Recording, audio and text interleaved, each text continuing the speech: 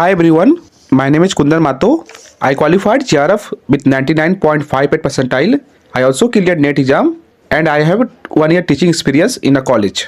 Today we will solve 10 MCQ of commerce. These MCQ are very important if you are preparing for UGC NET Commerce and Maharashtra SET.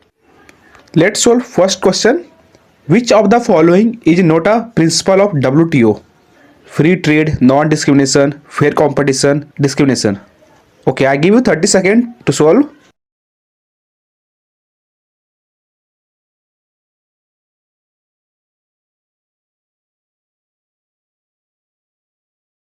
What is WTO? World trade organisation. WTO का aim क्या है? Free flow of trading between the country. अगर आपने ना कभी principle of WTO नहीं पढ़ा है तो भी आपको ये क्वेश्चन का आंसर कर पाना चाहिए. तो क्वेश्चन में क्या पूछा है? नोट प्रिंसिपल, मतलब कुछ निगेटिव पूछा है. तो सिर्फ ऑप्शन डी है जो क्या है? Negative, discrimination. And other threes are principle of the WTO. Two और प्रिंसिपल है encouraging development and economic reforms and predictability. Second question, disequilibrium in the balance of payment is caused by which economic factor? So what is balance of payment?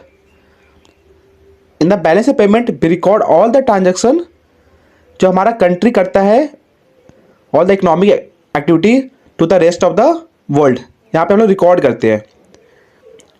तो जब disequilibrium आया है, मतलब जब inflow और outflow equal नहीं है because of the economic factor. कौन सा डिसइक्विलिब्रियम है? Secular disequilibrium, religious disequilibrium, uniform disequilibrium या इनकंसिस्टेंट डिसइक्विलिब्रियम.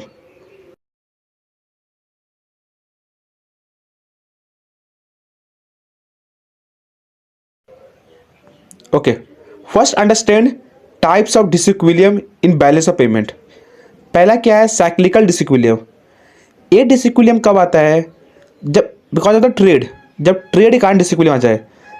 जो ट्रेड है मतलब इंपोर्ट और एक्सपोर्ट इक्वल ना हो. सेक्युलर डिसइक्विलिब्रियम क्या होता है? जब आपका डिसइक्विलिब्रियम आ जाए इकोनॉमिक फैक्टर के कारण, लॉन्ग टर्म पीरियड के लिए आ जाए. स्ट्रक्चरल डिसइक्विलिब्रियम क्या होता है? जब डिसइक्विलिब्रियम आ जाए जब आप स्ट्रक्चर चेंज कर रहे हो. लाइक आप एग्रीकल्चर करते थे export, now you are moving on to industry, या इंडस्ट्री से सर्विस, आप अपना स्ट्रक्चर ही चेंज कर रहे हो. फंडामेंटल डिसइक्विलिब्रियम क्या होता है? जब डिसइक्विलिब्रियम बहुत दिन से हो और आपके पास कुछ फॉरेन रिजर्व ना बचा हो, तो यहाँ पे IMF हेल्प करती है. टेम्पररी डिसइक्विलिब्रियम, जब डिसइक्विलिब्रियम शॉर्ट पीरियड के लिए आए, लाइक आपके कंट्री में फ्लड आ चुका है, इसके लिए आपका डिसइक्विलिब्रियम आ गया है. तो क्या आंसर हुआ सेकेंड का? ऑप्शन ए, सेक्युलर डिसइक्विलिब्रियम, क्योंकि इकोनॉमिक फैक्टर कारण आया था यहाँ पे. अगर ट्रेड के कारण आता तो cyclical. Third question, identify a factor that does not play a important role in attractive FDI. Option A, law, rules and regulation. B, administrative procedures. C, cost of resource. D, language.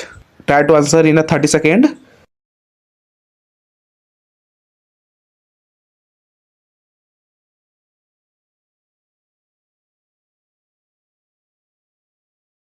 क्या है FDI के लिए important नहीं है? तो क्या होगा इसका आंसर? D, language. अगर आपको FDI प्रमोट करना है, politics, economic, rules and law, ये सब बहुत मैटर करता है, but language does not play any role. Question 4, which of the following is not a character of joint venture? Equity position held by each of the partner, possible only with legally incorporated entity, intent by partner to shares in the management. D, one of the partner acquire complete stock of the other.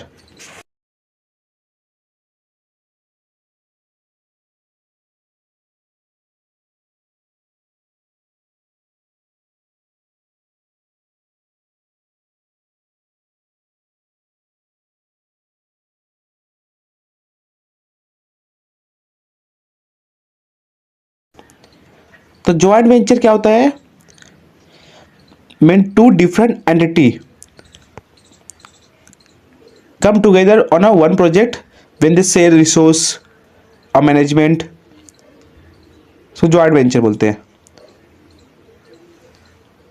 तो when you will read option D, यहाँ पे क्या बोल रहा है, one of the partner acquire complete stock of the others. यहाँ पे एक पार्टनर ओनर बन चुका है पूरा, तो जॉइंट वेंचर में एटलीस्ट 2 पार्टनर होना चाहिए, but in the option D only 1 partner, इसलिए वो जॉइंट वेंचर का कैरेक्टरिस्टिक नहीं होगा। तो answer is D. Fifth question, who propose the theory of competitive advantage. तो क्वेश्चन कहाँ से आया है, थियरीज ऑफ इंटरनेशनल बिजनेस से। तो थियरीज ऑफ इंटरनेशनल बिजनेस में merchant theories, absolute cost advantage theories, comparative advantage, competitive advantage, factor proportion theory, लेनोटी products, these are the theories of international business. तो आपको इसका मीनिंग भी पढ़ना है और राइटर का नाम भी याद करना है आपको सारी थियरी का। यहाँ पूछा है कंपेरेटिव एडवांटेज। कंपेरेटिव एडवांटेज किसने दिया था, माइकल पोर्टर ने दिया था। तो ऑप्शन में नहीं है, मतलब कि ये क्वेश्चन ही इनवैलिड था। कंपेरेटिव एडवांटेज माइकल पोर्टर ने दिया था। अगर ये होता कंपेरेटिव एडवांटेज तब इसका आंसर होता डेविड रिकार्डो, बट यहाँ क्वेश्चन में है कंपेरेटिव, तो ये किसने दिया था, माइकल पोर्टर ने। Next question, question number 6, which of the following is not the level of regional economic integration. Custom union, common market, economic union, national union. Regional economic integration एक क्या है, एक फ्रेंडशिप का लेवल है। 5 level है, free trade area, custom union, common market, economic union, political union. So they ज़्यादा friendship level, जैसे जैसे लेवल बढ़ते जा रहा है फ्रेंडशिप का लेवल ही बढ़ते जा रहा है। तो इसका आंसर क्या होगा, नोट द लेवल, तो नेशनल लेवल, बाकी 3 तो है। Next question, question number 7, which of the following is not the goal of corporate social responsibility, CSR। Option A क्या है, ensure environmental sustainability, B promote empowerment of women and depressed classes, develop awareness about issue of social concern, D to acquire benefits and tax concession from the government. तो CSR क्या होता है, company को कुछ percentage of the amount spend करना होता है on society.